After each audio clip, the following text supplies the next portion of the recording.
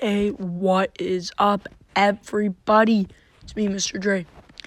You guys are probably wondering what I'm doing, guys, because I love to talk about movies and shows way too much. I was driving all my friends crazy. Like, they started hating me because I was talking about movies and shows too much. I'm a movie nerd and show nerd. Yesterday I come across a new franchise called Fear Street, and there's not going to be a fourth one coming out anytime soon, so I thought, hey, there's not going to be a fourth one, so why wait for nothing, and why don't you just rank all 3 Fear Street movies from worst to best, which I'm going to do. So yeah, I'm going to rank all 3 Fear Street films from the worst to the best. Enjoy.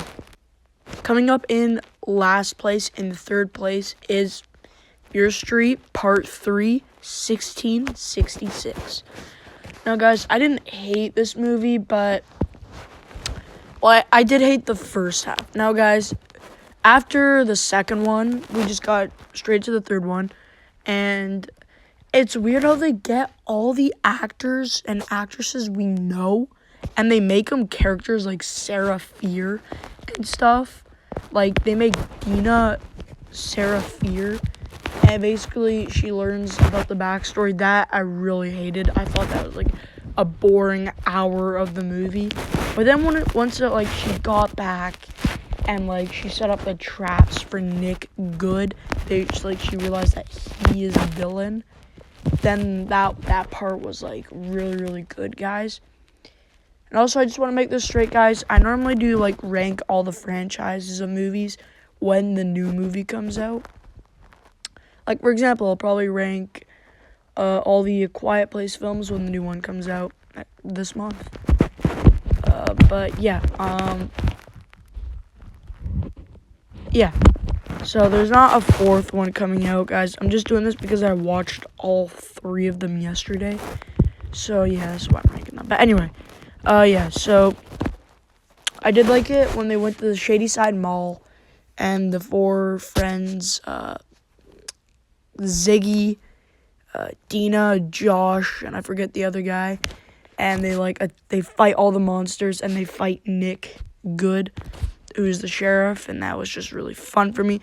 But the first hour of the movie was just really boring, and I'm just saying, I'm never gonna watch part 3 ever again. I'm sorry, it doesn't make sense. And also, I would like it if they did this, because the first 2 movies go into the backstory of this one killer. Like, the first one, it's the skull guy, and the second one, it's the axe guy. Like, they all get a reason why they're attacking, which is kind of cool. So, but then the third one just doesn't make sense. They just go into they're learning about how Sarah Fear started it all and stuff. I think they should have gone to the backstory of, like, that girl, what was her name? No, I forgot. Oh yeah, Ruby Lane. Ruby Lane, yeah. I think they should have gone to the backstory of her in the third movie. Then after they learn about her backstory, then they like set up the trap. Or no. Actually, they should have gone to the backstory of all the other killers, except for the axe guy and the skull guy, and like learn about their past. And then they would fight Nick Good and all the monsters. And yeah, that's what they should have done. But yeah, Fear Street Part 3, 1666, third. In second place, we got Fear Street Part 1, 1994. Now, guys, I didn't hate this film. It got off to a great start. We meet all the characters like Dina, Josh, Kate, Simon. We get to meet these 4 friends who just work together. And we meet like Sheriff Nick Good. And yeah, we just meet all these new, fun, good characters.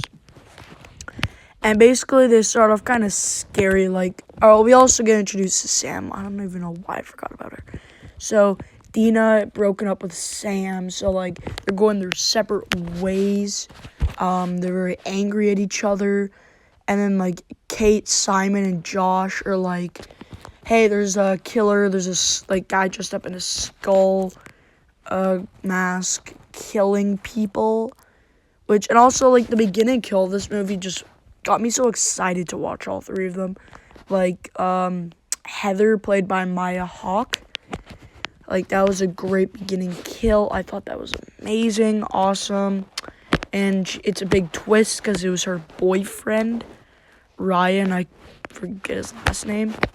Anyway, so that's cool. And then, yeah, they're, like, getting attacked. Everyone is getting attacked and stuff. And then, I'm sorry, guys, there are spoilers, so turn this off right now. Then, 3, 2, 1. That was my warning. And then, like, Simon and Kate get killed, which was kind of a twist. I didn't think they would die. But, yeah, they did die. Kind of cool, not gonna lie. Wasn't very surprised. I mean, I kind of was. I thought they'd survive. But, yeah, the movie was just really good. Just awesome. I'm really late to this, guys. I'm 3 years late. All three of these came out in July of 2021. So, yeah, I'm 3 years late to these films. I don't know, I'm just getting into horror, guys. I mean, yeah, I've watched a couple horror films that here and there, but getting into, like, all of them, like, yeah, all this stuff. I mean, like, I've seen Countdown, I've seen Babysitter, I've seen Scream. Those are, like, the only three stuff I've, like, Scream and Babysitter franchises and Countdown movie. But anyway, yeah, Fear Street, Part 1, 1994, second place. Yeah. Coming up in first place, we have Fear Street, Part 2, 1978. I love this movie. I adored this movie. It was just super good. Guys, like, there's some times where I just like basic horror movies where, like, these, like, a group of people have, like, a party. They go to a cabin or, like, a camp or something, and there's a killer picking them off one by one. That's exactly what this movie does. Exactly. Which I really liked this movie. That's literally what they did. They didn't go on a journey. They stayed at a camp. Like, a bunch of people are getting killed, but there's this specific group of friends who are getting picked off one by one, which is actually really cool. And I liked how Sadie Sink, like, one of my favorite characters, she plays Max in Stranger Things, which I really like her character. I mean, I like 11 and Mike better, but still, I'm not talking about that. I have a crush on 11, just saying, putting that out there. I really, really liked, yeah, like, what she did with this movie. She played Ziggy Berman. Now, basically, she has a sister, Cindy, I'm pretty sure that's her name.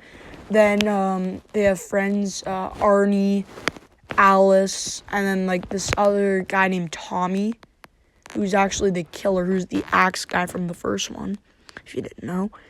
And he's going around killing, like, a bunch of kids, which is kind of weird. Like, that's a bit of a turn off. Yeah, he goes around killing, like, a bunch of kids with an axe. He kills a naked girl, which is really sussy. Yeah, he just kills a bunch of kids, which is, like, a big turnoff. Then he kills Arnie. He kills Alice.